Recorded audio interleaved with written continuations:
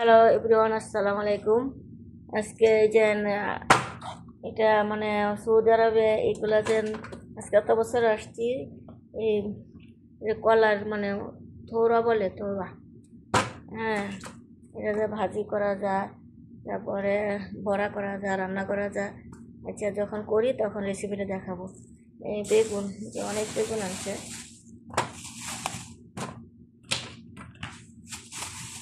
এই দেশে গরম, নিচে কিছু রাখা যায় না, সাথে সাথে ফ্রিজে রাখতে হয়। যতক্ষণ রাখছি যে শুরু হয়ে যাচ্ছে। আর এখানে বরবটি, আম। এই যে এই দেশে আম খুব সুস্বাদু, এমন মজা। এটা একটু নরম বেশি, এটা একটু কাঁচা কাঁচা আলাদা রাখছি। এরকমের আম, প্রচুর আম খাওয়া হয় এখানে। হ্যাঁ, এটা বেগুন আরও আছে, এটা রেখে দেবো।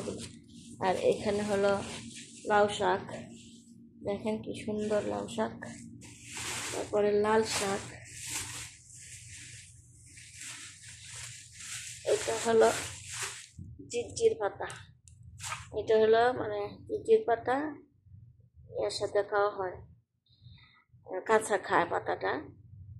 এটা সরিষা পাতার মতোই, কিন্তু আমাদের দেশে সরিষা পাতা না, এটা আমি জানি না। বাংলা সৌদি আরবে বলে এটা জিরজির পাতা, মানে কাঁচা কাঁচা খায় ভাতের সাথে, বস্তু বিরিয়ানি পোলাও এই ধরনের খাবার সাথে। তারপরে এখানে রাখলাম।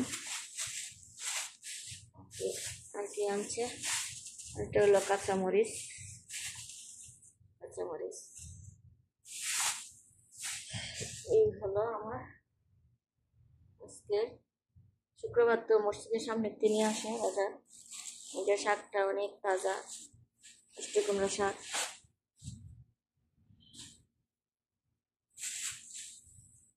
লাল শাক আনা হয়েছে,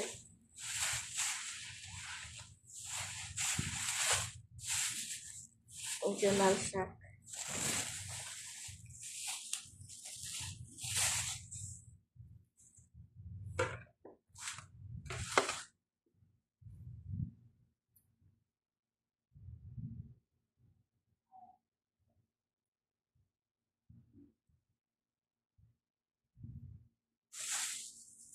কাঁচামরিচ,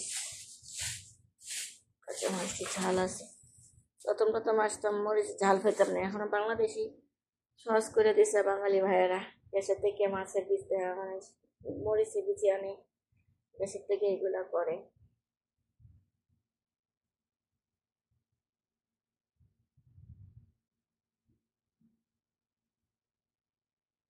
শুক্রবার, আজকে শুক্রবার বাজার, মসজিদের সামনে বসে তাজা তাজা টাটকা এগুলো, সব মানে টাটকা, কোনো ভেজাল নাই, ফরমালিন নাই, অর্গানিক।